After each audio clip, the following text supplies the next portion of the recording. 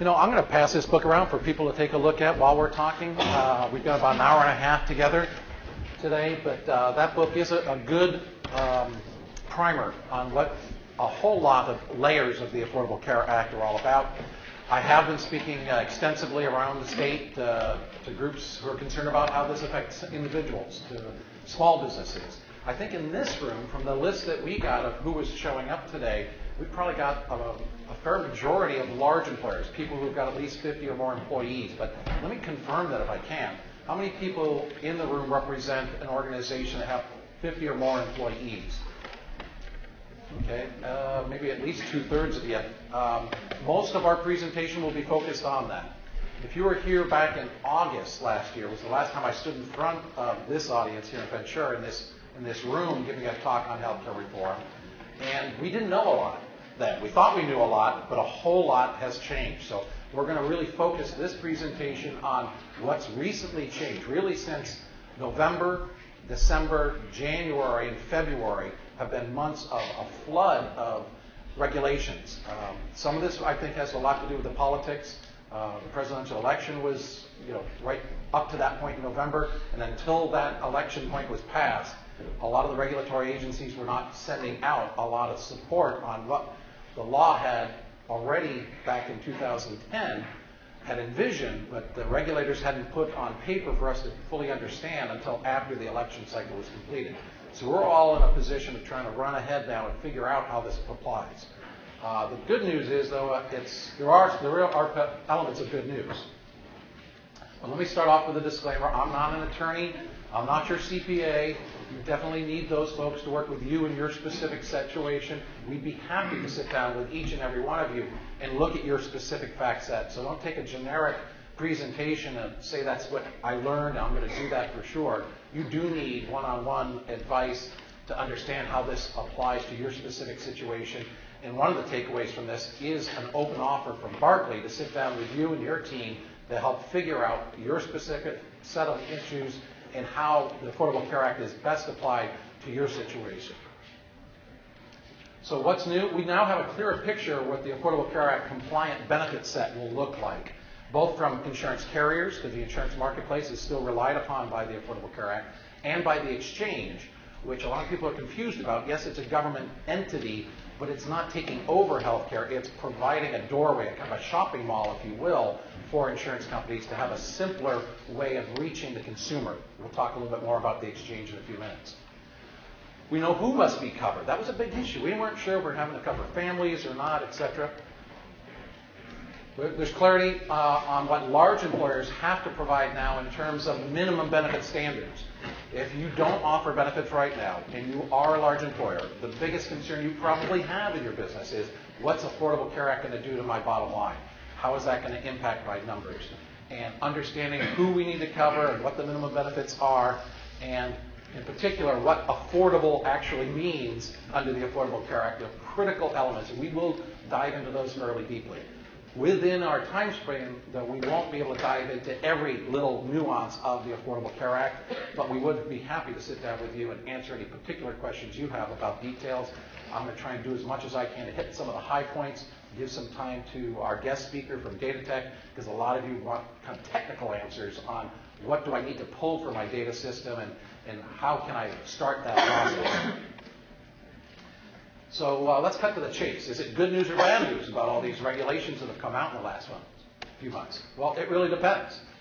The fiscal cliff. Last time I was here talking to you, a lot of you, or some of you in the room, are board members of mine from an organization we created called ASEA Salud, Towards Health, that we were going to envision taking a significant amount of federal funding under the Affordable Care Act to create a program that would really work well for our agricultural population. Most of you in the room come from ag entities here. And that project was submitted back in March of last year. Then we did a resubmission based on exactly what the federal government told us they wanted to see in December, only to find out a couple days later that the fiscal cliff deal that we heard so much about had a little element to it that cut off funding for any more of these nonprofit, consumer-operated and oriented plans. So unfortunately, ASEA Salud isn't a part of our presentation today. We're not moving forward with that project. So that was part of what's happened in the last few months. But large employers will, I think, be fairly relieved about what you're going to hear in the next hour and a half. Most individuals, though, including employees of large employers, may not be as happy. It's not as rich a level of benefits as we were kind of led to believe in this last few years as to what the Affordable Care Act will require employers to provide those employees.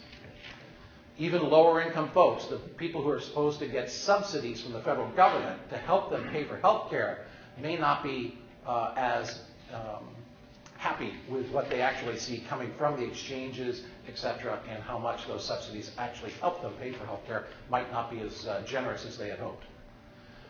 I think in general we'll see some information about why older population, the older folks in our audience, and I consider myself one, 50 plus now, myself, that age bracket will probably be in a little bit better position in general, and conversely, younger folks will be a little bit more annoyed and frustrated about how the Affordable Care Act deals with their need for health insurance.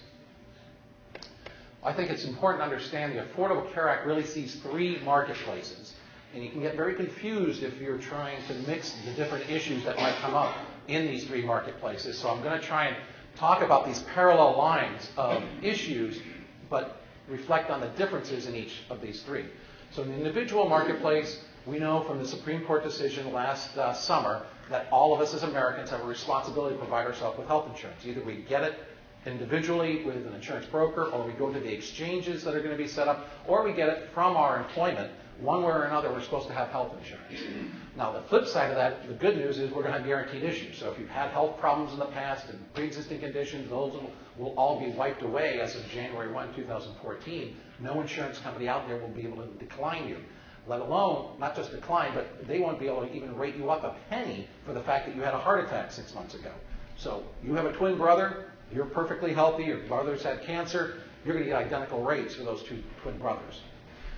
Now, there's going to be simplification in the process, too. They're coming up with these things called metallic tiers. You've maybe heard of this: bronze, silver, gold, platinum, different metallic plans. So they're kind of harmonizing the insurance market to fall into kind of discrete categories of benefits. We'll talk more about that in a few minutes.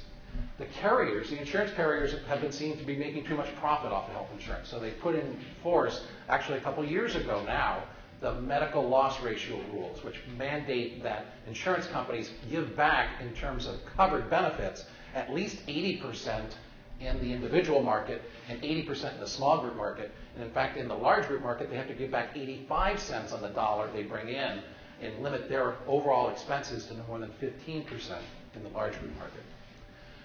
Now, in the small group or individual market and in the small group market, you'll have access to brokers, just like you have today, but you're also going to have access to these markets through the exchanges that will be set up, and we'll talk a little bit more about those in a few minutes. Conversely, in the large group marketplace, there is no exchange at the moment. The exchange will work for groups of 50 and under and for individuals, but the exchange won't be available to any large employer of 50 or more initially. That'll get expanded. I think in 2016 goes up to 100 or less employees will be available in exchange. But if you've got 100 or more employees, at least for the foreseeable future, you're going to be working with folks like myself, insurance brokers, to help you figure this stuff out. Yeah. On that last group, is it more than 50? Is it 2 to 49 and then 50 plus? What's the breakdown? I think it's 2 to 50. So if you've got 50 employees, you can still get access to it, I believe. Okay. Now let's talk about the individual mandates, because it really creates an underpinning, even for the large employer marketplace, as to what you're going to be dealing with. Starting in 2014, there's a penalty for not having health insurance.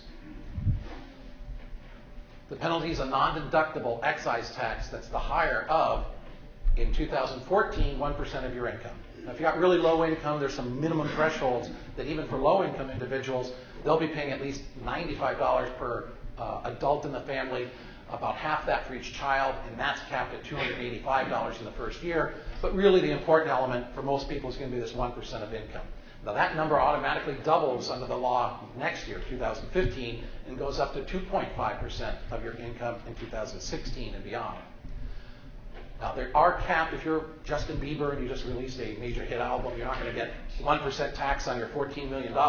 It does get capped on what it would have cost to buy a bronze level insurance program in the exchange.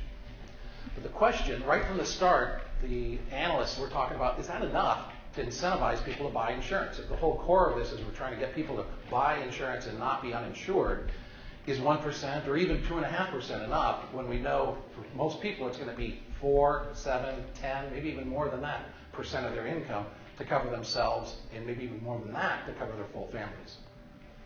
So the penalty might not be enough to get the overall objective of the Affordable Care Act accomplished. Let's talk a little bit about California's exchange. The name you're going to see a whole lot. If you haven't seen this logo yet, you will see it. It'll be extremely commonplace in the months ahead. They're going to be spending tens of millions of dollars to make sure every Californian knows about Covered California, which is the brand name of the exchange that they're setting up for California. Now, what the exchange's purpose is to create kind of an organized, systematic approach that individuals and small group businesses under what they call the SHOP exchange, the Small Business Health Options Program, to be able to buy and compare all the insurance programs that will be in the marketplace in 2014.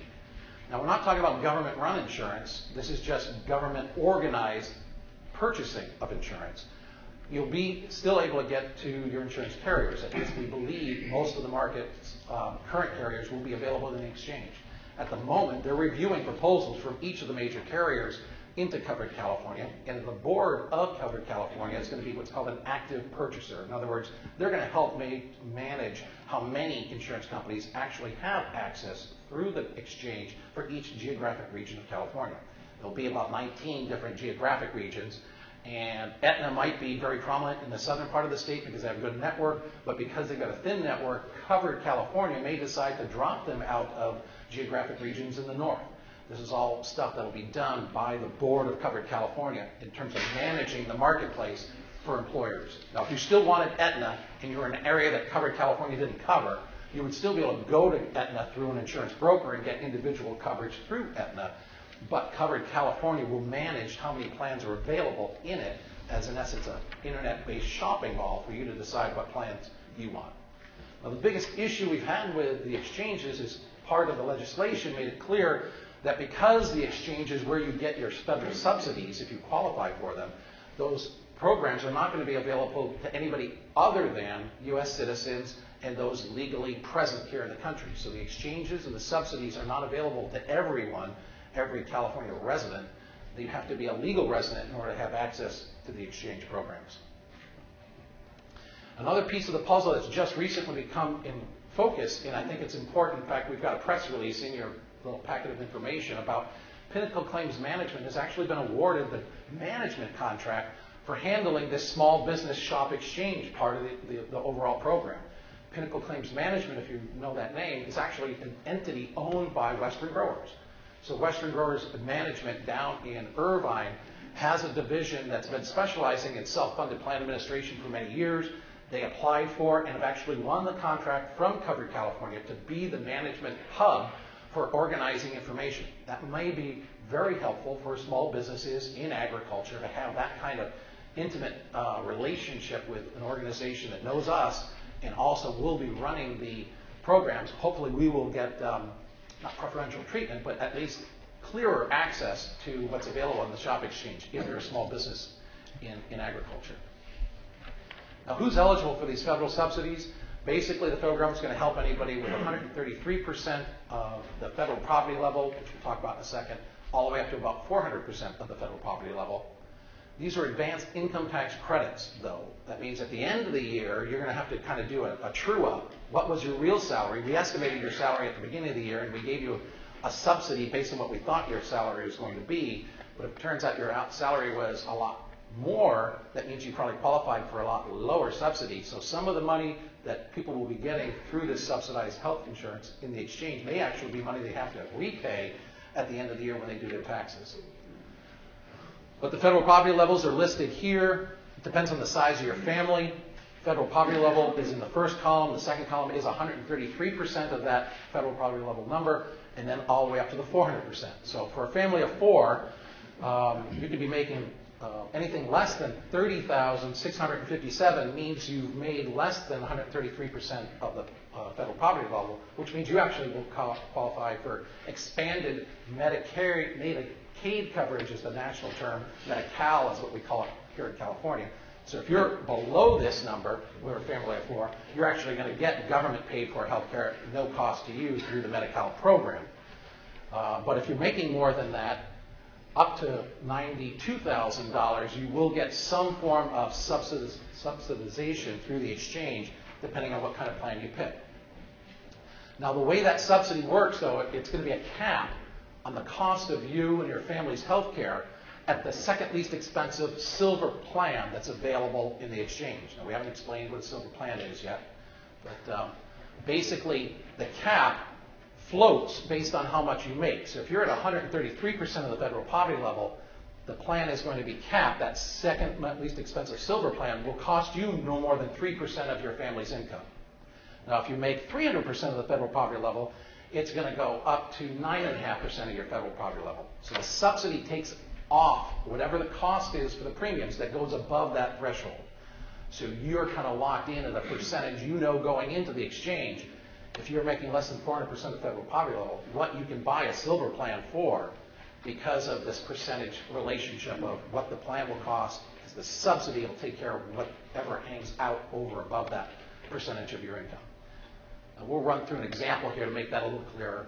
As a single person, $22,000 here in Ventura County, age 38, the exchange will give us a table of information. They'll tell us what carriers are available, platinum plans, gold plans, silver plan, bronze plans. They'll have different pricing. They'll make that simpler for us to look at all those network options. Now, assuming the person's making that $22,500, they're at 200% of the federal poverty level. And that means, based on the prior chart we were looking at, that their cost is going to be capped at 6.3% of the $22,000, which on a monthly basis works out to $118.13. So that's the most they could be charged for that second least expensive silver plan.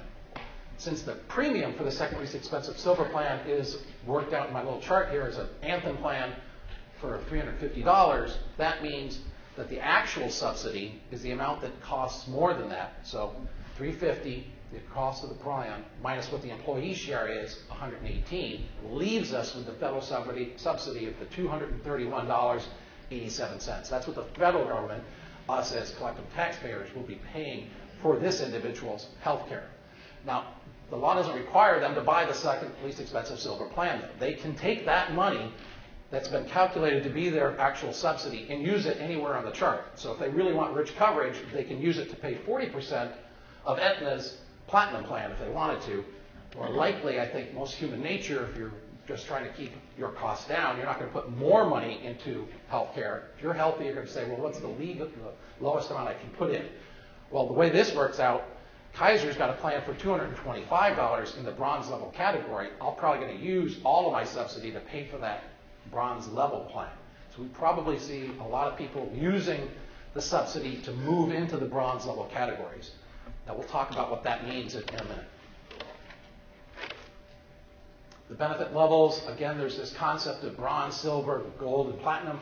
Basically, it's kind of marketing speak, if you will, that the government's given us for these terms of actuarially valued plans, something that none of us in the insurance industry really intuitively completely understood until they could give us what they call their actuarial value calculators. CMS, a part of the federal government, released their actuarial value calculator for the individual and small group markets in November. That was our first indication of what plans would actually look like in terms of benefits. And then they also released one for the large group marketplace, very similar type of Excel spreadsheet that was released in just February. This is really our first clear indication of what benefits would look like. Now, in your material, you've got a copy of a calculation sheet, the minimum value calculator. It looks like this. Take a quick look. I couldn't believe it until I actually had my hands on a minimum value calculator. Again, this is a government-released spreadsheet, so we can send you a copy. You can download it off the internet if you want. You basically plug in deductibles. That's that first yellow box near the top. And you also plug in different features. You have doctor office copays, what do you pay at the hospital, all of those different features of your health plan over on the side here. And then you hit calculate at the bottom, and it'll tell you whether or not you've got a plan that meets minimum value standards. Now, we've reversed engineered this plan to be exactly 60%. So this is a minimum value program according to the Affordable Care Act. It turns out to be a $6,000 deductible plan, $6,500 maximum out-of-pocket per person per year, with no benefits underneath that. Even your prescriptions, you've got to pay your deductible before you've got coverage for your prescriptions. So virtually everything's going to be covered under these new plans. And by the way, preventative health care is covered 100%, no deductible, no copays. So that's a good piece of what the Affordable Care Act has already put in place. But deductible sizes are a lot higher than we thought they would be. That was really the big shock of all this information, is that when all said and done, once these regs came out and we could actually see what the government meant when it said a 60% actuarially valued plan in the marketplace, it's going to be a $5,000 to $6,000 deductible. And that's a big shock to a lot of people who are hoping that health insurance would be a lot more affordable in terms of a user perspective. It's actually fantastic news if you're an insurance or an employer dealing with insurance premium costs, because a $6,000 deductible plan is a lot less expensive than a $500 or a $1,000 deductible plan. So this really creates a lot more wiggle room, if you will, or a lot more breathing space for large employers to at least rest a little bit easier that the Affordable Care Act isn't going to wipe them out of existence because of rising healthcare costs. But keep in mind that these benefits, all new benefits, will have to have unlimited benefits. Nobody ever runs out of health insurance under the Affordable Care Act. Once you're covered under one of these plans, you may have to pay $6,500, but once you hit that out-of-pocket threshold, everything else is going to be covered under the plan. No annual benefit caps will be allowed. Now, there's some plans in the marketplace right now that still have waivers. Those waivers are set to expire through the course of 2014. Now, to help understand why did the deductible go so high, I've created a chart to help explain what goes on in the math of a health plan. This is actually information that I got from one of the major insurance actuarial firms called McClements. Basically, most people don't run a whole lot of healthcare costs. There's a small percentage of the population that does run a very large cost each year. But most folks have very little claims. So what you're seeing here is basically 100 percentile from 1% all the way up to 100% of our population. How many people actually have very large claims? Very few people run large claims. Less than 1% of the population has a claim over 100,000, and only about 10% of the population will typically have healthcare costs that exceed $10,000 in a year. But remember, the Affordable Care Act will also have to pay for everybody's preventative health care. So when you take those dollars and slice it in a way such that the plan is now going to cover 60% of all expenses, basically that 60% that the law says the plan has to cover is going to have to be skewed toward these very large claims. So most of the people with very little claims will have very little coverage under a 60% model program. Hope that makes a little bit more sense to people as they try and get their arms around why is the deductible so high. A question? Yeah, so preventative health care is going to be like your annual checkups and stuff like that? Yes. So it actually is a very complicated set because somebody in their 30s is going to have a completely different set of parameters as to what you need for prevention annually than somebody in their 50s or somebody in their 60s. So the government's come up with a kind of a sliding scale, works with independent consultants to help determine what the appropriate level of preventative healthcare testing is. And you'll see that kind of continually evolve, and a lot of regulations have continually kind of moved the bar as to what is going to be considered preventative healthcare at different age points for the population. Now, how will insurance companies set rates? They're going to be based on community rating, which means we're going to be pooled together as a group. Insurance companies in this small group market and individual marketplaces, those first two on our earliest slides, will be based on 4 factors. The family size, the geographic area, the age, and I'll come back to that comment about 1 to 3 in a minute, and tobacco use. This is something in the law that we've never really seen in the insurance field, charging people more if they're a smoker or if they chew tobacco, but it's available as a rating parameter under the Affordable Care Act. But interestingly enough, I've just seen in just the last week legislation in our state house here in California that says if we don't like that piece of the Affordable Care Act, we may outlaw that for California insurance companies. That's another piece of the puzzle that's yet to be fully determined, whether or not tobacco use will be a rateable factor here in California. Now that other comment, that 1 to 3 next to the age, let me help explain what's going on there. In the individual marketplace and the small group marketplace, rates will be based on each individual's age. It turns out that younger people have a lot less claims than older people. I think you all knew that.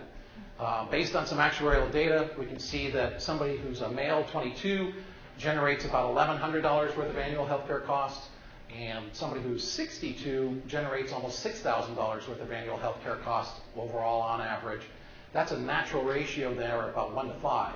Now the federal government's saying we're going to have to compress that. When we issue rates as an insurance company into the individual or small group markets, you're going to have rates that the 22-year-old, if they pay $100, the 62-year-old can't pay any more than $300. No more than a 1 to 3 relationship of your youngest person's rates up to your oldest person's rates, and not counting children, so adult young people.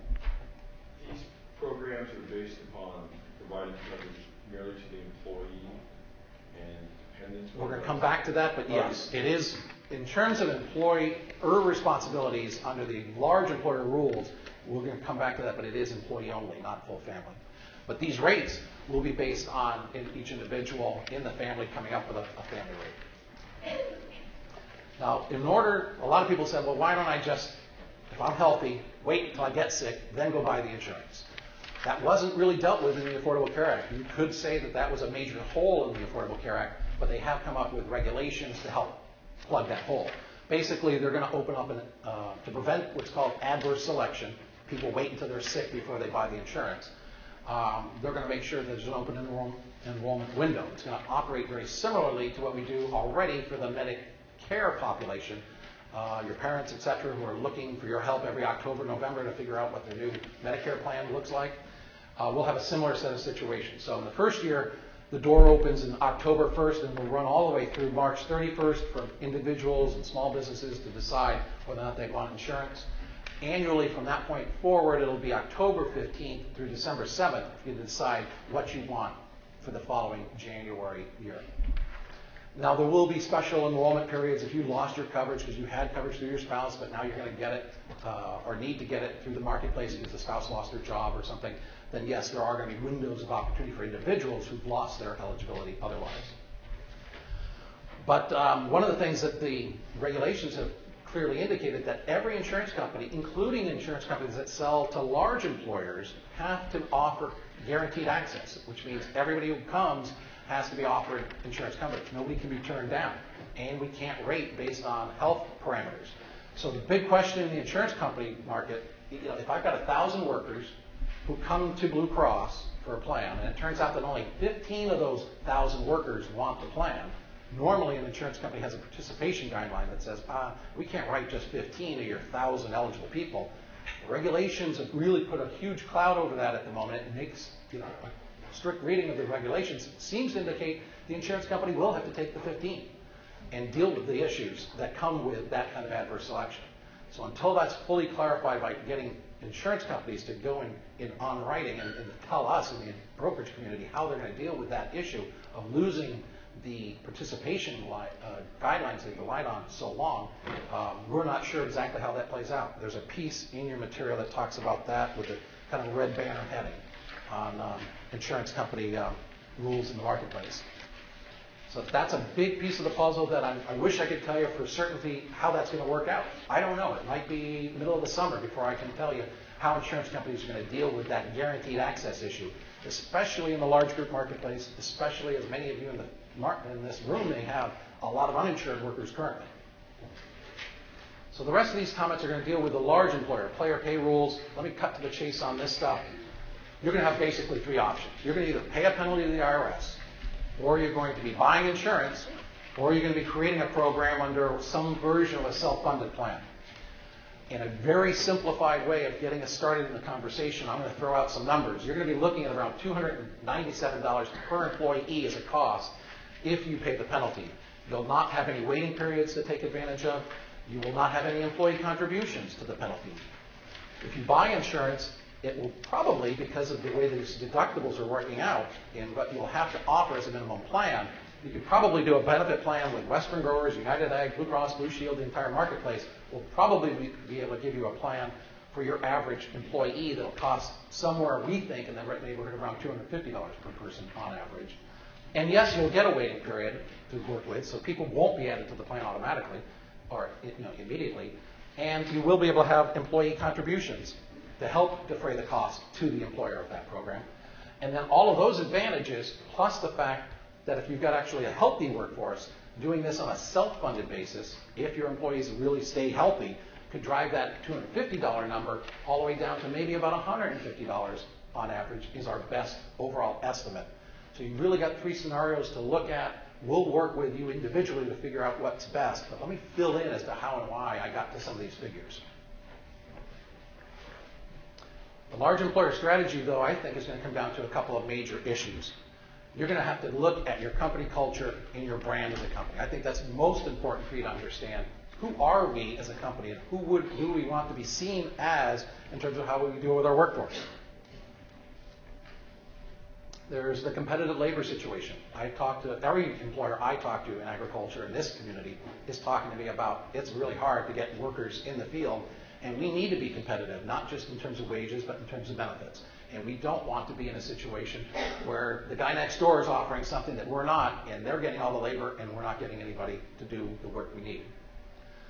Now, there is also a huge fear factor involved with this IRS audit issue. We'll talk more about that in just a couple more slides, but you're going to have to decide as a business, in management of this business, how concerned are we about a potential IRS audit of our payroll? I think that'll be a major piece of your strategy decision making.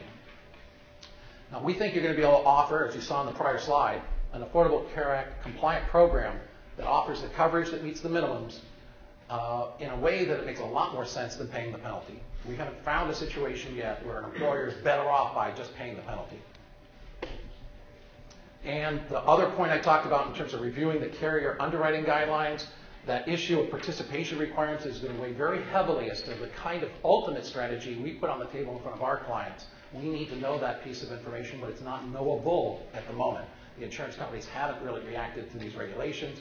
Regulations just came out, became public on this, which was a real twist in how we understood how the large employer market was going to work, only on February 22nd. But keep in mind, enforcement of the Affordable Care Act is in the hands of our favorite department of the government, the IRS.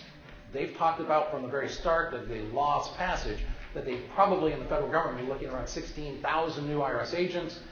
If you do some basic math, it looks like California's got 1 in 8 of Americans are Californians. So if we get 1 in 8 of that federal estimate, we may see as many as 2,000 new IRS agents just in California looking at employer records. So it's a very significant level of concern we have, especially for an ag marketplace. Now, some of this whole process of the IRS getting involved with what we do with healthcare has already started. I mean, for the work with the payroll systems, Paul will probably talk a little bit about it, about how the W-2s, if you had more than 250 W-2s, even this year, looking back at 2012, you had to add in what you paid and what the employee paid for healthcare costs. The IRS wants to start knowing whether or not you're covering your people or not. But that's not the only piece of the puzzle. The W-2, by the way, the new W-2's got a new box, 12D, for you to report that information. It's not taxable, at least not yet, those benefits that you're providing employees, but they want to know, are you providing benefits? Now, W-2 only comes out once a year. The law already allows the Treasury Department to come up with regulations that will ask every employer to report once a year, but giving monthly detail as to who is covered under the plan and who isn't covered under your plan, how much was paid by the employee, how much was paid by the employer. So the IRS will be creating more and more rules, regulatory issues for people like Paul, in particular, our expert on payroll systems, to help you as businesses stay on top of so that you know what your potential exposure could be. But the heart of the matter on the Affordable Care Act for businesses is this large employer mandate. Basically, under the law, it's called the Employer Shared Responsibility. Starting in January 1, 2014, the Affordable Care Act requires large employers to find having 50 or more full-time equivalent workers. And in past presentations, I've gone through a lengthy description of how to calculate full-time equivalent workers. Many of you probably have already been to at least one or more seminars or read a number of articles on how to do equivalent workers. If it's questionable in your mind, I want to sit down and we'll work with you on it, and maybe payroll systems will have to be checked to see how close you are to that line as to whether or not you are or are not a large employer. But basically, if you are a large employer, you're going to have to play along, offer affordable coverage that meets minimum standards, or pay this penalty. The penalty is if you don't offer coverage, and by the way, you don't have to offer coverage to everybody. You could offer coverage to 80, 90% of your people. If you're still missing 5% of what the IRS thinks are people who are working for you full time, but you're not offering them coverage, you would actually still trigger this penalty of $166.67 per month per worker who's working for you full time. That's $2,000 a year if they're working for you all 12 months out of the year. Now, by the way, you don't get charged for the first 30 people each month that cross that line for you. So you would be forgiven for the first 30 people in your workforce. Now, there's also a second phase of the penalty if you are offering benefits to everybody, but let's say you ask too much for them to contribute. You ask for a block of your employees 12% of their wages to participate in your health plan. It would turn out that that would trigger a penalty for just the people who it was too expensive for. And that penalty, though, would actually be a higher penalty of $250, which for a full 12-month period would be a $3,000 penalty. That's probably not going to happen, though. Again, you're going to be checking your payroll systems to make sure the amount you're asking employees to contribute won't go over these thresholds. Now, by the way, a lot of employers have said, well, if this is all based on 50 employees, I'm just going to take my 500-man company and divide up into 20 small groups. That way I don't have to worry about this. Well, there already are rules that the IRS uses for retirement plans, etc. Sit down with your CPA to get into the details of these control group issues. But multiple businesses that are commonly owned are not going to be allowed to operate outside of these rules. But the most important thing I think you can take away from this whole presentation, if you didn't already understand it, you need to understand how much that penalty really is. Because that's a non-deductible business expense. Now, I know you run businesses. I know you understand that when you bring in $1 of profit, it doesn't automatically get taxed. It normally is going to be set aside against expenses. You get taxed on your net profits. And a lot of businesses have enough expenses, so they have very little net profits. Well, in this scenario, the money you're going to pay for this is going to be non-tax deductible right across the board. There's a federal corporate tax rate of 35% you have to take into account. There's a California tax rate of 8.84%. That's virtually a 44% tax rate if the money you're paying to these penalties is going to be taxed before it gets to the penalty. In other words, the implications for $1 of penalty, you're going to have to actually make $1.78 as a business. That $1.78 is going to be taxed at the 44% tax rate, which wipes out 78 cents of the $1.78. That leaves you with $1 in your pocket. That $1 in your pocket then gets to be sent to the IRS to pay your penalty. So the real tax adjusted number for what a business is going to equate to, because you can buy an insurance premium for $296.77, but because that's a tax deductible expense to you, it's going to feel just like the penalty would have felt. And over a 12-month period, that's almost $3,600. Now, there's an employer minimum coverage issue. You have to offer, as we were talking about before, a minimum value program. It's going to be 60% or better coverage as actually determined over a population's healthcare costs. That minimum value calculator was just released in February of this year. And large group plans can deviate from essential benefits, but must offer unlimited benefits. So none of these large group plans can cap anybody out anymore. And they have to offer 100% coverage for preventative health care. And you can offer any combination of deductibles, co-pays, but the maximum amount of pocket you can have for an employer's large group plan is $6,500, which is actually in this calculator locked in. You can't enter in a figure that's higher than $6,500 in the government's calculator for out-of-pocket expenses. In terms of what's affordable, the government has said a large employer's plan will be considered affordable if the cost for employee-only coverage, not the whole family, just the employee, is within 9.5% of the family's total taxable income. Now, most people in HR are going, wait a second, I have no idea what my worker's family income is. I know what I paid my worker. So they did come up with a safe harbor rule where you can use your employment situation's W-2 for your situation with your employee as the threshold, as the proxy for what a total household income is. You don't have to go asking for everybody's W-2s and the wife's income, etc. Now, coverage must be offered to dependent children all the way up to age 26. That age 26 part was part of our earlier changes under the law as to what we will define as a dependent eligible for coverage. But coverage must be offered under the employer's plan to the employee, but the employer doesn't have to spend any money on children's coverage. The employee can be asked to pay for it. In other words, whatever the cost is for kids could be over and above that 9.5% threshold. And interestingly enough, they've even defined spouses as a separate level of dependent. So spouses can actually be excluded from the employer's definition of a coverable dependent. You don't have to. You could continue to offer coverage to your worker and the full family of that worker, but the law, the regulations now allow you to offer a plan that meets affordable standards and exclude a spouse coverage. Now, why would they do that? Why would the government come up with regulations that say you can exclude the spouse? Well, it all comes back to those subsidies.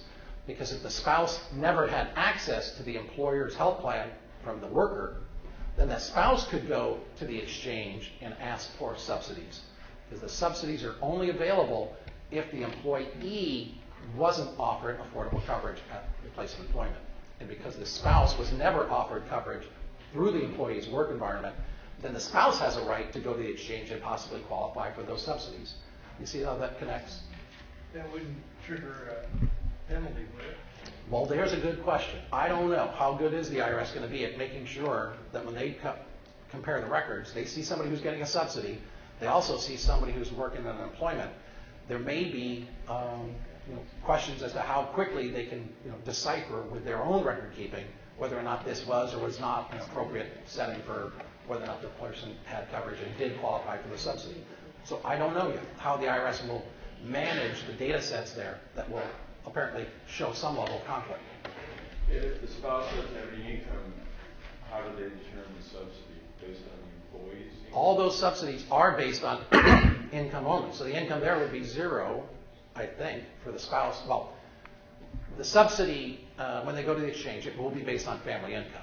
Even though the spouse is the one that has a right to get to the plan, it won't be just based on the spouse's own income. The people at the exchange will ask for what's the total family incomes, and that will determine whether or not the person has eligibility for a subsidy. So you take somebody who does have less than 400% of federal poverty level, they will not qualify at all as a family if the employer offers coverage to just the employee and allows the spouse eligible for the plan. But if the employer says, well, the spouse isn't included for the plan, then the spouse can go, and because the family's income is less than 400% of federal poverty level, they may be able to get a better deal, in essence, for family coverage through the subsidized benefits of the exchange, rather than covering the spouse and maybe even the children through the employment. And maybe even the employee. If they've got really low income, that employee doesn't get benefits through the exchange because the employer offered it to them at 9.5. But through the subsidy, if they've got very low family income, they could have entire family coverage paid for with a 3% threshold, which was the starting point of those subsidies. So it may be better off for very low income people to not be part of the employer offered coverage. But the employer's got a vested interest in making sure that at least they're offering coverage at a threshold that's affordable to the employer in the plan, because otherwise they'll be subjecting themselves to a penalty. So it's, again, a very complex set of kind of calculations: what's right for the employee, what's right for most of the employees, what's right for the employer. Now, there are some details of this, especially if you've got a seasonal ag workforce. You want to know about waiting periods and seasonal variable hour rules. The waiting periods cannot exceed 90 days under the new regulations. Now, that's a strict adherence to the 90-day parameters. So basically, you're going to put people on a first of the month following a 60-day window. So that way, no matter when you hired them in January, you'll not cover them in February, you'll not cover them in March, but April 1, you'll add them to the plan. So there'll be a 60-day window after their month of employment in which you'll make sure they get offered coverage. They don't have to participate again, but you do have to offer them coverage that meets the minimums. Now, in California, unfortunately, again, they came up with some regulations that I'm not sure how it works. They've come up with legislation that actually tells insurance companies in California that you can't enforce a waiting period of more than 60 days. And I believe this bill, AB 1080, was actually signed by the governor as part of a whole collection of rules and procedures to harmonize California rules with what's happening in the Affordable Care Act. And this feature has only caught the attention of, in fact, the attorney that gave the speech to you and I were talking about this just 2 weeks ago, about how this California legislation may even cut our window of waiting periods even shorter here in this marketplace. So couldn't that be preempted by the federal law? Well, I guess Otherwise, you have all these states like normally the way it's preempted would be, who's it in favor of? If the employee gets a better deal because the waiting period is shorter, they're going to make sure that the more strict rules get applied to the employer so that the employee gets the better advantage of more protective language here in California. Now, the variable hour safe harbor rules. We've talked about things in general. This next section gets very sophisticated very quickly. Basically, we knew right off the bat we'd have a problem with the qualification for a full-time employee. Normally, it's a 30-hour work week. That's the definition of who qualifies and who you have to offer coverage to. If they work less than 30 hours, then you don't have to offer coverage to them. They're a part-time worker. They may count in forcing you into being considered a large employer, but you actually never have a penalty for any part-time workers. But if you've got a variable hour workforce, if you've got a seasonal workforce, they're not working for you the whole year, how do I calculate whether or not they've actually crossed the threshold of 30 hours or more? They came up with a set of rules to help businesses in that situation. They call them the variable hours seasonal safe harbor rules. I would tell you that they're anything but a safe harbor. We'll talk about that in the next slide. I'm very concerned with how these rules actually work. But let me see if I can explain them. And we'll also bring Paul up to explain how payroll systems will be adapting to help you keep track of this. But basically, employers will be allowed, if you don't know, because if you hire just a receptionist that you know is going to work full-time, you can't apply these rules. But if you're hiring somebody to do part-time or what you think is part-time work, but it turns out to be more than 30 hours on average per week, you may have to consider that person a full-time worker under the rules. But because you don't know going in how many hours they're going to work, you can establish a measurement period. That'll be a period where you'll look at their actual records to determine whether or not they've averaged 30 hours or more per week. There's also then going to be a stability period. So if you've picked a measurement period of 12 months, then you'll have to lock in the status. Assume that person worked enough hours during that measurement period to average 33 and a half hours over the period. That means that they worked enough to be considered a full-time worker. During the measurement period, they weren't covered. But during the following 1 year stability period, regardless of how many hours they work for you, they will have to be considered eligible for your plan because they met the measurement period's definition. Now, because you can't make those coverage instantaneous, there's also allowed under the rules an administrative period that could fall between your measurement and when you put them into a stability period. That can be up to 90 days. Unfortunately, you're going to have to do this for two classes of employees. Every time you hire somebody into these variable hour situations, you're going to have to set up rules for that person based on their hire date. Then you're also going to have to take a look at all the people that are doing that similar type of work for you on an ongoing basis and determine over a period of time whether or not on an ongoing basis they're continuing to work enough hours to earn eligible coverage. So the employer can define details of these in terms of the time periods. There's a number of different rules for it. One of the rules I'll point out is the initial measurement period when you first hire somebody, plus the admin period, can't be more than 13 months plus a part of a month. Because I mentioned here it could be up to 90 days, and up here it could be at 12 months. You can't go 12 months plus 90 days, given a whole 15-month period. If you're doing all of it together, it can't be more than 13 months plus a part of a month. So in general, the employer gets to use the measurement period to determine whether or not the person is working for me long enough hours to qualify for benefits. And you don't have to cover them during the measurement period. But the trade-off is, once we have established that they did work enough hours to qualify for coverage during a measurement period, they're locked in. Regardless of how many hours they work in the stability period, they could be technically working for you 1 hour a month during the entire stability period, but they will qualify as an eligible participant through the whole length of that stability period. And the stability period has to be at least as long as you measured them.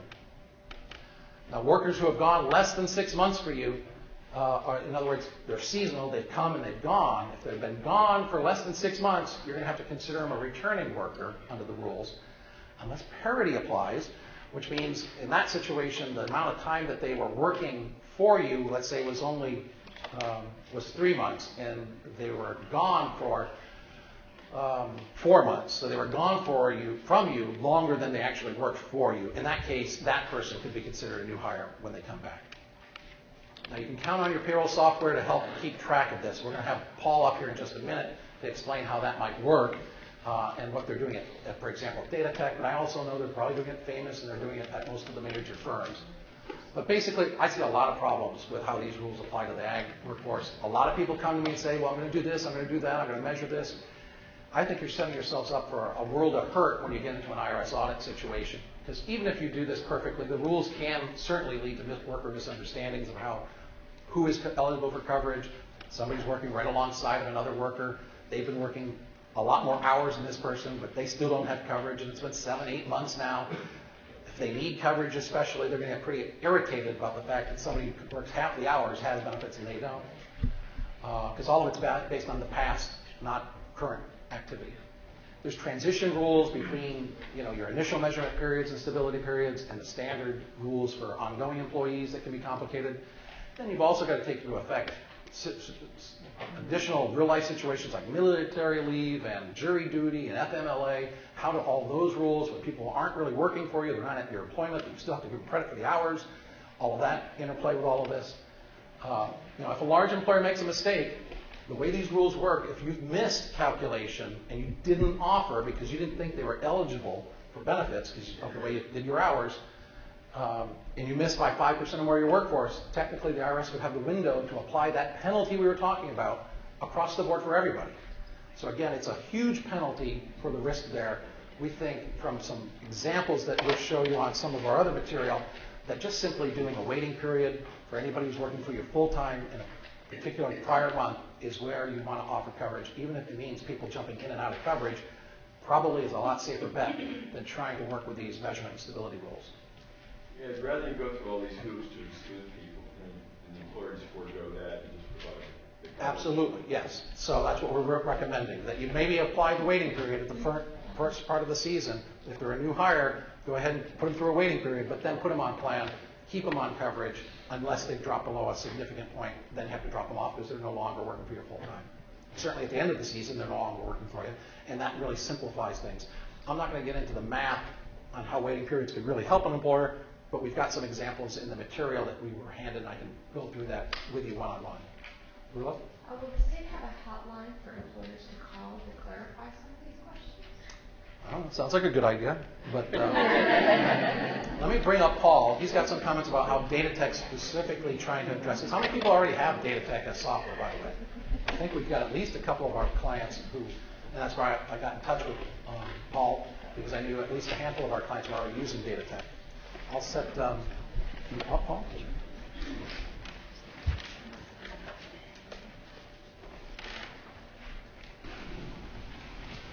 While he's doing that, I'm going to tag into his disclaimer at the beginning. I'm not an attorney, I'm not a CPA, and if I accidentally, any financial advice slips out of my mouth, please understand that advice with $1.85 will get you a cup of coffee at Starbucks and very little else. So I want to tag in with that disclaimer. With Data Tech, we do accounting software for the ag industry, produce shippers, farmers, farm labor contractors, and we've been doing it for 30 years. And there's other companies that do that as well, and that's not what I'm here to talk about. I would like to say, though, before I get started, we had a big concern when this started rolling out, how well the word was going to get out into the ag community and to our customers as to what they were really facing. And Ed has done a heroic job in getting. I first met Ed while he was giving a speech to farm labor contractors and one of the associations, and he's been up and down the state informing people, and everybody I've talked to so far has mentioned that they've heard him.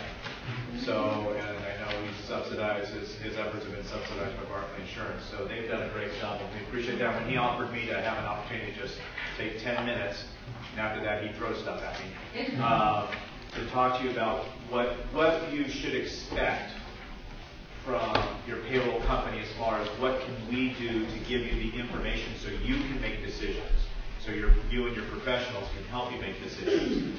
I was real happy to do it, and I appreciate the opportunity.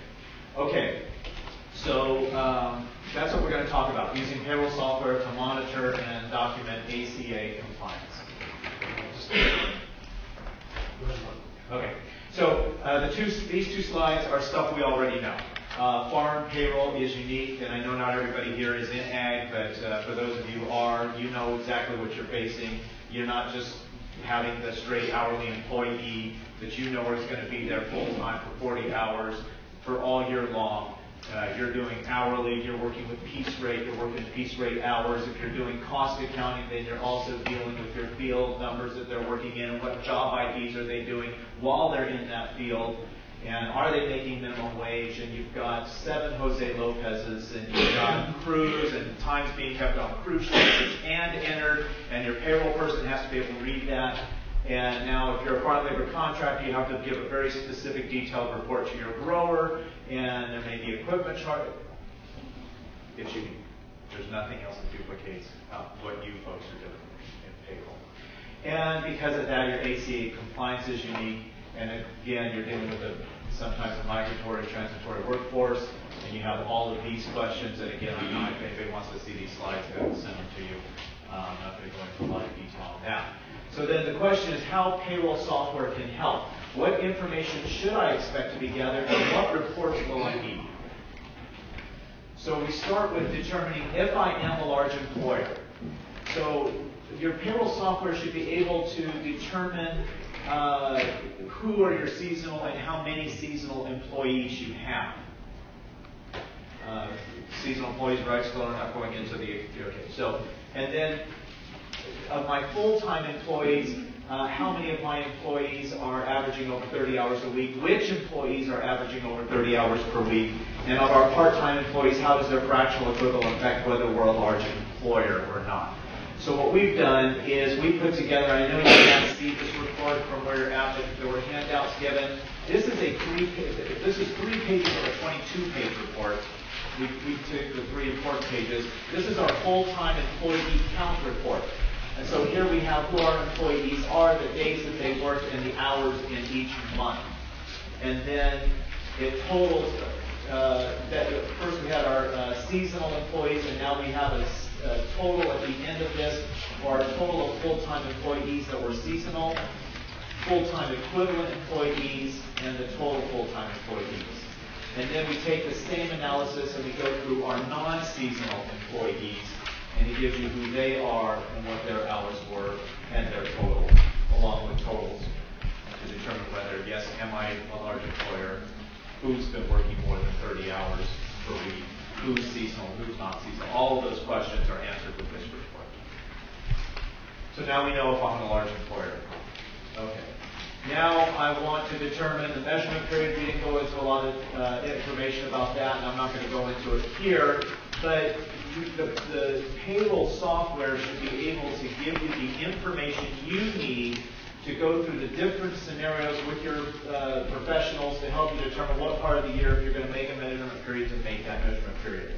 And of course, Barclay gave us the ACA impact data input forms. We took just almost that verbatim because that's the information you need, and we came up with an hour analysis report. And this is the Barclay ACA impact data input form. You've seen that. This is our hour analysis report. Again, you have the name, Social Security number, date hired, date of birth, and their hours that they've worked each month. At the end, you have the totals, and then you also have their total wages. And the report doesn't go far enough over, but over here, there's going to be a column that's going to give you the 9.5% of the total wages. So you can make a determination if there is going to be an employee contribution, what the max is that you can make that contribution. Stop me and throw something at me if you have any questions. We've made this report exportable into an Excel format so you can manipulate the numbers and export the report to your professionals. Okay, so now we've determined if I'm a full-time employer, what are my measurement periods, and I've got information now. And our folks who have our payroll software will get those 2 reports with the payroll software. Now I want to determine, now does my individual employee need to be covered? So this is going to keep track of employees through the 3 measurement periods, the then look-back period, the administrative period between the measurement and stability period, and the stability. And then we're producing a human resource module. It's being made even as we speak. And it's going to produce a health insurance eligibility report for you. So once you put in the parameters that you and your professionals have decided, what's my measurement period, what's my administrative period, then what we're going to do is you're going to key those into an order form for your report, and the report's going to give you the totals and the finals and the information that you need. It's going to differentiate between your categories of employees. We didn't go into a lot of information on what those categories are, but your professional advising you will know what they are, and they'll be on the report.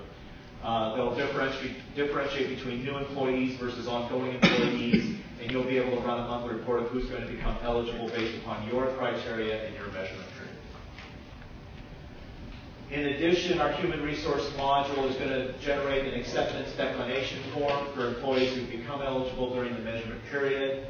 And in addition, we're going to throw in other things like they're keeping track of their benefits, their emergency contact info, employer-issued credit cards you may have, they may be holding, employee training history becomes a big part. And if you want to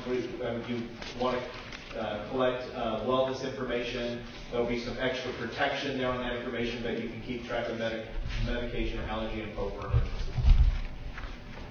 That'll be a base human resource module. Eventually, we're going to get into a more detailed upgrade from that. There'll be a human resource module 2. That's when we're going to move into document imaging and scanning, so you can store human resource documents and attach them to that employee's file, and eventually produce photo ID badges, and we're going to think of some other good stuff to put in there.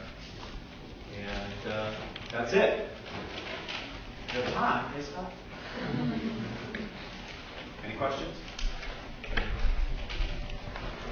And again, my card's on the back. If you have any questions, you can email me or call me, and I really appreciate the time. Thank you. Thank you so much, Paul. I can't tell you how many times people are panicked when they see all the record keeping.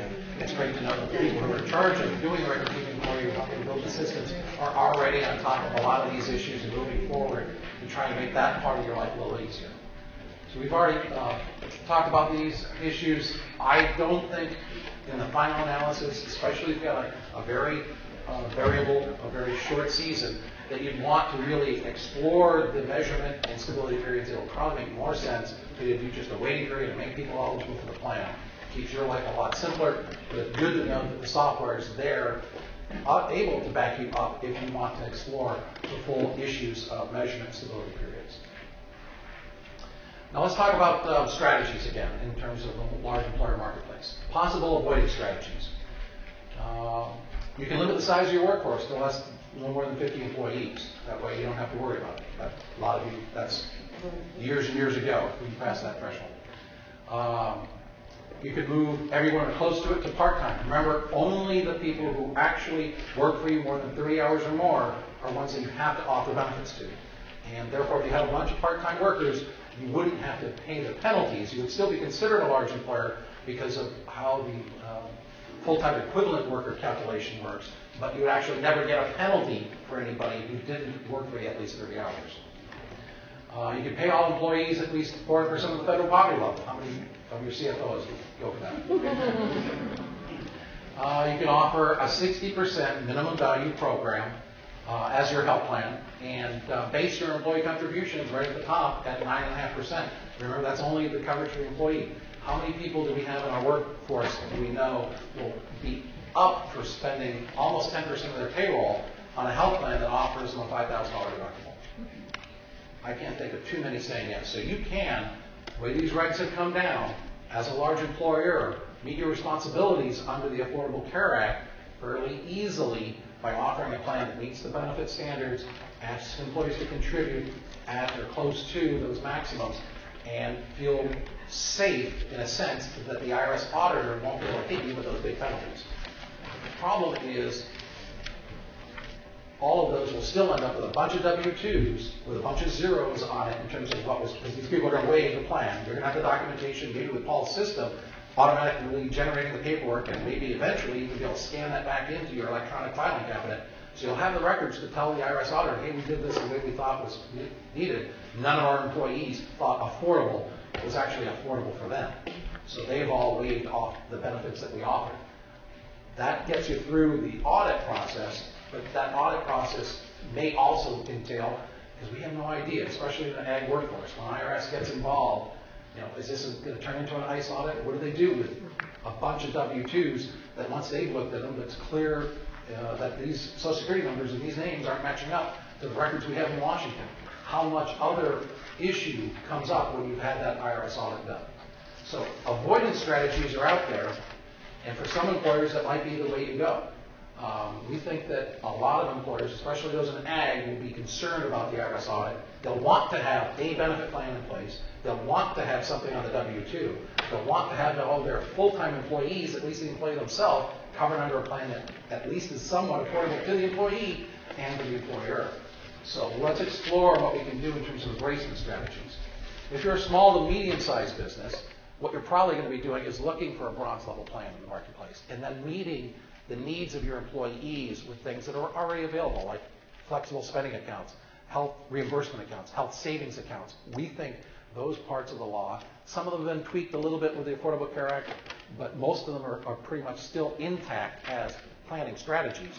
And if you've got a $5,000 deductible that you're offering to your employees, what you're probably going to want to do is also say, hey, in addition to the health plan that takes care of the really big ticket items, we've got a health reimbursement account that helps you meet the needs for that deductible in a given year. If you don't use it, no problem. That money actually stays with the employer. But if you do need it, it's available to you to draw from to help meet that large deductible. So we think that's probably a major direction of planning in terms of the small group market.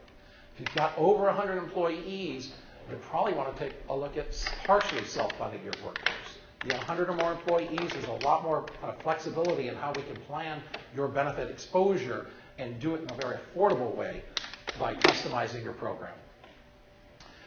You're probably going to want to make sure that all your employees though participate, because the whole point of this embracement strategy is to end up with W-2s that have something on them. So the IRS, when they look at your records as an employer, will see, well, they've got 1,000 employees, and it looks like 750 of them have benefits, and all of those people seem to look like they have full-time hours. The people that they aren't offering benefits to look like they're seasonal because they only made $4,000 or $6,000 in the course of the year.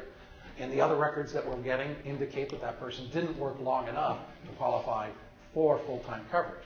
So we think embracement strategies may be a way that you can affordably get out from both the IRS audit potential and offer something to your employees in a reasonable manner. A lot of this will also hinge on the wellness of that employee group, as we'll talk about in the next few minutes. So as a partial self-funded program, if you aren't already exposed to that concept, basically instead of buying insurance and paying $250 to Blue Cross for your employee's health care this month and getting nothing back if the employee never goes to the doctor, we create a program where you're actually using a third-party administrator and stop-loss insurance. You're still going to have some fixed costs in the program, but instead of $250, you're going to have to budget for sure of at least $100. And then the claims will be determined based on your employee's actual usage of your own plan. So if your employees use the plan very little, stay very healthy, you may have very little actual claims exposure under the program, and anything that's left over is savings in your pocket. It's not going to an insurance company and asking them for maybe a dividend. It's money that never left your pocket as the employer. So we think under self-funded plan designs will become much more prevalent, especially in agriculture, especially in the 100 and more employee size categories. Quickly stated, the advantages of this is you get to avoid community rating. Again, Blue Cross, Blue Shield, Health Net, Kaiser, and to some degree even Western Growers and United Ag for the small group marketplace and their fully insured products will have to blend all of the carriers and then give average rates out to everybody based on the results of that overall community. If you've got a really healthy group, especially if you've got relatively younger employees, taking a look at self-funding might be a real important way of reducing your overall cost. You'll have a lot more control over the design of the actual plans. You'll still have these Affordable Care Act standards. You'll still have to have minimums like offering unlimited coverage. You'll still have to offer preventative health care for everybody at no cost.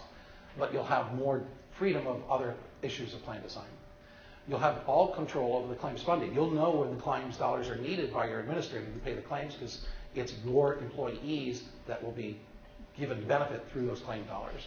Now, you're not going to get individual data. Don't have to worry about HIPAA security issues. Your TPA will work with you to make sure the data you see is scrubbed of individual identifiers. You'll have greater control of your provider network. And that's probably the most important element of this, because you'll see in the next couple of slides how important we think that is, in particular for this community of Ventura. We've been working with the county. We've been working for years, going back decades really, with the Barkley commitment to field workers and working with clinics like Clinica del Camino Real and with the county healthcare system. The county's got mobile medical vans, and so does Clinicus also have these facilities. A lot of those dollars for those preventative healthcare programs are really subsidized by federal grants. So by bringing those folks into partnership with our employers, we're really able to maximize your dollars that you're investing as employers into your health plan can be maximized by what the government's already doing to help this safety net provider network of the county and the clinics in this community to provide service to the same population. Plus, if you do have seasonal workers, these people don't work for you year-round. That means a part of the year, they're not on your payroll at all and not going to be eligible for your plan. Where are they going to go for care? They're going to go to the same set of clinics and doctors. So providing a program that kind of marries up a medical home for each of these people while they're employees of yours and covered under your plan, and during the time frame where they're not part of your plan, makes a lot of sense.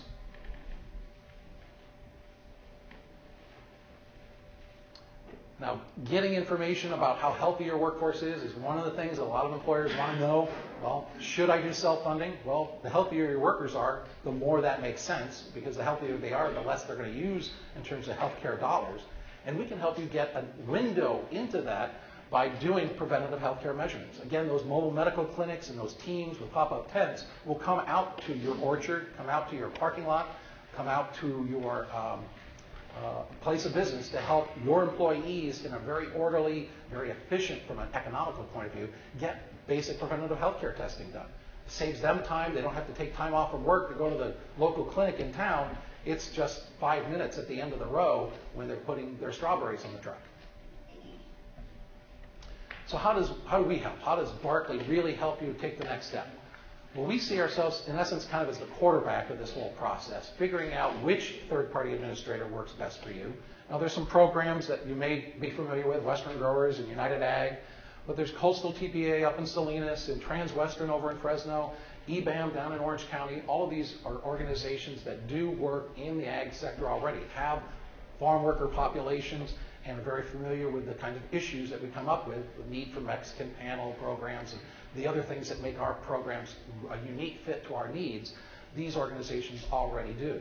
Now, which one's the right fit for your business? Well, that's what we come in and help get pricing from each of them and figure out where they're at as to what they can do for you, and work with each one of them to get you the best possible deal. But ultimately, our value is in helping align some other elements that support each of those organizations. An EPO, if you haven't heard that term, is very similar to a PPO that you probably are familiar with, preferred provider organization. An EPO is an exclusive provider organization, because we think most of these plans will work most efficiently if we don't give them a broad list of all the Blue Cross doctors in the community. We'd rather tell them it's the county facilities, and here's the 15 offices here in the county, and here are the list of the other clinics, part of Clinicus del Camino Real, that you're eligible to go to. Go to those clinics. That's all you need to know about where you need to get your care. You can work out individual doctor relationships once you get to the clinics, and you have the freedom of choice of any of the doctors within the clinics. You're not assigned a gatekeeper doctor.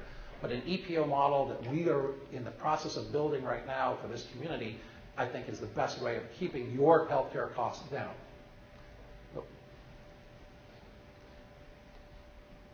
Medical stop loss will be a big part of it. Ultimately, since these plans have unlimited benefits, you're going to need an insurance company to step in line if you do have a runaway claim situation.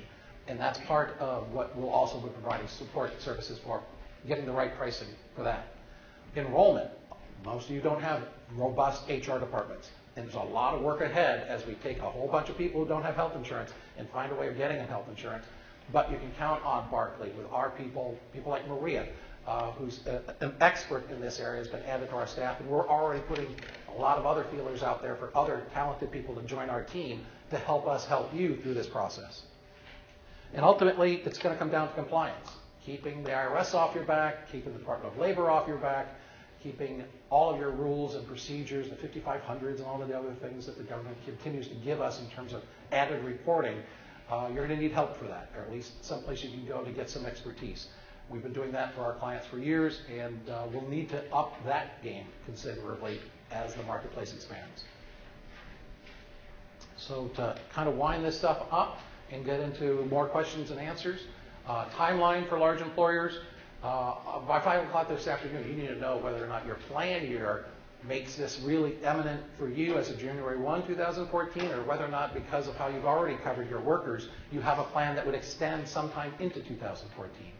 Basically, the rule is if you already have 75% or more of your workers covered, or let's see, your uninsured population is no more than 75%. In other words, you are covering currently at least 25% of your eligible workers, then that plan year is able to continue into 2014, and let's say it has a June 1 start date. June 1 would be the date that you'd have to cover the rest of your workforce under that plan. If you already use Western Growers United Ag, Western Growers files its 5500 with a 7/1 start date for its plan year. UAVT has a January 1 start date.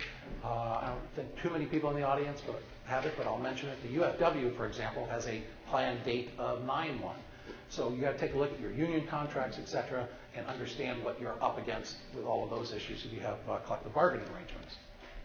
By the end of the week, I'd say you got to talk to your upper management and decide whether or not the team you've got, particularly your insurance broker that you're currently using, is up to this task. This is not business as usual in the insurance world. Obviously, you're going to need a sophisticated set of professionals helping you through this process as you can find. We'd love to be that organization you rely on, but if it isn't, find somebody in your community that you think can meet the objectives of this kind of planning.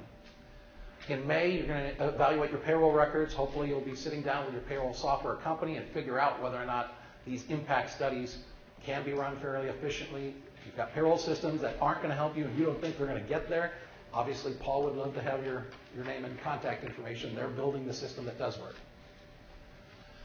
Now, you're going to have to discuss this IRS audit issue at the top levels of your company. Ownership needs to understand what's coming and make a decision. Are we afraid of those IRS audits? This is what it comes down to. Are we concerned about that enough to want to say, instead of avoiding these programs, we're going to find a way to embrace these programs and find a health plan that costs us something we can live with, and then therefore hopefully reduce our profile as they look for employers to target. Probably a lot of them in agriculture, unfortunately, because we have so many of our workers that don't currently have high-level benefits. Whether or not we can define a strategy that helps you avoid that potential. You're going to perform those health risk analysis before you start your health plan. If you're doing self-funding, we can help you get that done by mid-summer. Get proposals from each of those companies we were talking about. We're going to want those proposals to evaluate your situation in light of what each of those programs are offering and see which one works out best for you. September, we're going to lock in those benefit designs. What are we going to offer for benefits? How are we going to do it? What's our coordinated time for getting enrollment done? And I'd say really start your October, November for sure. Get as many of your people that you know are going to be covered in January, get them enrolled now so that they know that coverage is coming for them. They're not going through a lot of questions. They're not pounding your door at HR. Well, what's going on? I hear all this stuff. Because I promise you, covered California, the airwaves are going to be filled with messages from our government resources about how 2014, January 1 is a big day and you need to have coverage, etc. Employees want to know that they're taken care of and they don't have to worry about it. The sooner we can help you get through that smoothly, simply, the better off you are. Because I can promise you November and December are going to be chaotic in the world of insurance. If you haven't already figured out your game plan, if you're calling us up on November 1st saying, you know, we're thinking about putting together a game plan, November 1st is going to be really hard to work with any new clients as to what they're going to do. It's all going to be about helping people who've already made decisions get those decisions actualized in their workforce. So don't wait. We're halfway through the year already. Seek immediate professional guidance. If you don't have the right team on board, figure out who that needs to be. Start meeting with them. Start having these one-on-one meetings to see how your facts overlay this basic structure. And I promise you the regulations will keep coming. The big issue, as I pointed out earlier, is understanding how Blue Cross, Blue Shield, et cetera, in the large group marketplace are going to deal with this lack of the ability to use participation guidelines. That changes the game very dramatically for them, and therefore changes the game as to what kind of strategy we will come up with for our clients in light of what their reaction will be to those regulatory issues. So as those regulations continue, you're going to need to be informed, pay attention to the webinars that you see and the electronic newsletters that Rob's organization puts out, and a lot of great people in ag are doing a good job of keeping our community informed there, but can keep coming to these meetings, unfortunately. We're going to have a couple more between now and the end of the year, I promise. Are there any final questions? I know I glossed over a huge part of 2,000 pages of law, and I think it's somewhere about 50,000 pages of regulations in an hour, hour and a half. Yes, question in the back? Question for you. You were talking about the safe harbor in regards to the W-2 being the income use. Yes. What if an employer has a 125 effect and medical companies are taking out pre-tax and it lowers their gross income? Where are we there then? You know, that's a great question for a CPA who hopefully would know the answer for sure. I'm not a CPA, but I'm going to venture my guess. My guess is if it says the W-2's taxable income is lower, then it's going to reduce what the 9.5% of that number is going to be. That's my guess, but definitely talk to your own CPA before you take my tax advice. So I know that for that a lot of these plans require auto enrollment for full-time employees, right?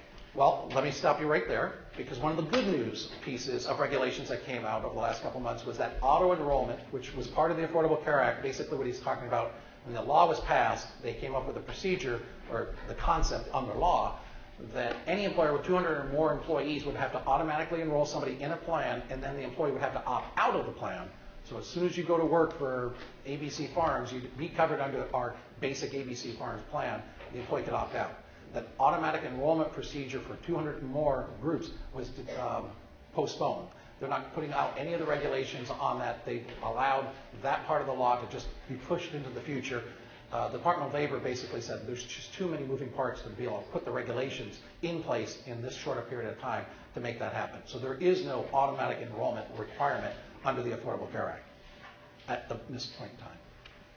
Ed, with regard to your last slide with all the preparations, if you have a pre-existing medical plan or you're subject to a waiver that goes into 2014, did that push forward those preparation dates? Well, I think you should be planning now, even if you have a plan that, for example, doesn't recoup till 11/1 of 2014. Take a look at what's going on. You're not going to have to pull the trigger on something until you get close to the 11/1/2014 date.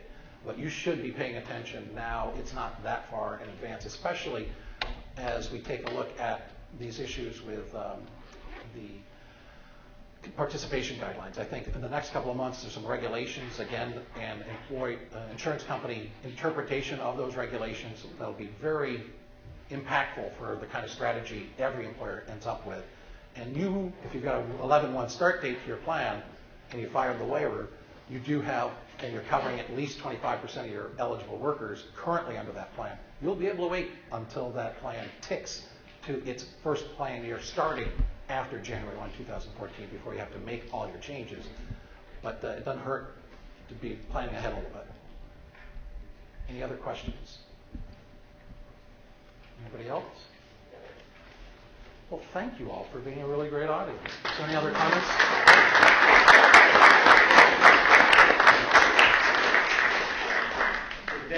Thank you for spending the morning with us. We know that you guys are all very busy, and we want to thank you very much.